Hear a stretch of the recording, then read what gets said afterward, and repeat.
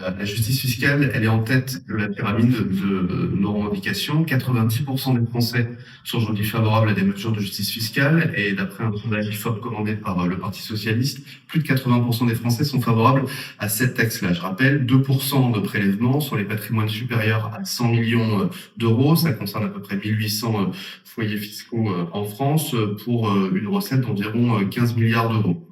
Cette taxe Zuckman est attaquée évidemment par le très grand capital. On a entendu les sorties de Bernard Arnault et on a surtout entendu ces derniers jours ses avocats et ses défenseurs à travers les représentants du Rassemblement national qui s'opposent radicalement à ces mesures de justice fiscale. J'ai encore entendu ce matin sur France Inter à travers un éminent représentant du Rassemblement national. On comprend donc que le Rassemblement national finalement c'est le libéralisme avec en plus la xénophobie. Mais c'est d'abord et avant tout la poursuite de la politique libérale. Je rappelle que le Rassemblement national n'avait pas voté favorablement à l'augmentation du SMIC, par exemple, c'est-à-dire une amélioration de salaire pour les travailleurs les plus populaires de ce pays. Or, selon nous, la taxe Zuckman, c'est pas une fin en soi, c'est un moyen pour taxer aujourd'hui le patrimoine qui rapporte en moyenne 6% par an. Donc même en taxant 2%, les très très grandes fortunes de ce pays continueraient à s'enrichir à hauteur de 4% par an. Il y a évidemment un certain nombre d'ajustements qui peuvent être opérés. L'objectif de la taxe Zuckman, c'est pas de taxer les licornes comme Mistral, c'est de taxer les héritiers de L'Oréal avec des richesses qui sont de plus en plus concentrées. On a tendance à répéter ce chiffre, mais qui est particulièrement marquant.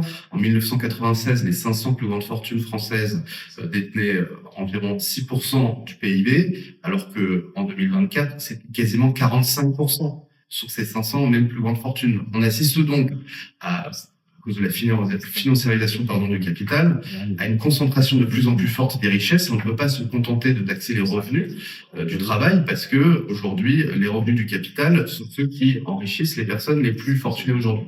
Donc, Monsieur Zuckman a même participé à un bureau national du Parti socialiste. On s'est parfaitement approprié cette proposition et c'est bien celle-là que nous mettons sur la table comme mesure forte de justice fiscale. Bonjour, Jean-Yves Sinararo, La Tribune. À défaut de taxe Zuckman, par rapport à toutes les difficultés que ça peut poser, est-ce que vous pousserez pour un retrait de l'ISF? Alors, l'ISF, qui était supprimé par Emmanuel Macron, ça a été finalement une de ses premières mesures en tant que président de la République, et on sait que les premières mesures sont très symboliques. Donc, si on revenait sur l'ISF, ce serait évidemment une victoire idéologique pour la gauche, en particulier pour le Parti socialiste, qui a toujours dénoncé cette suppression.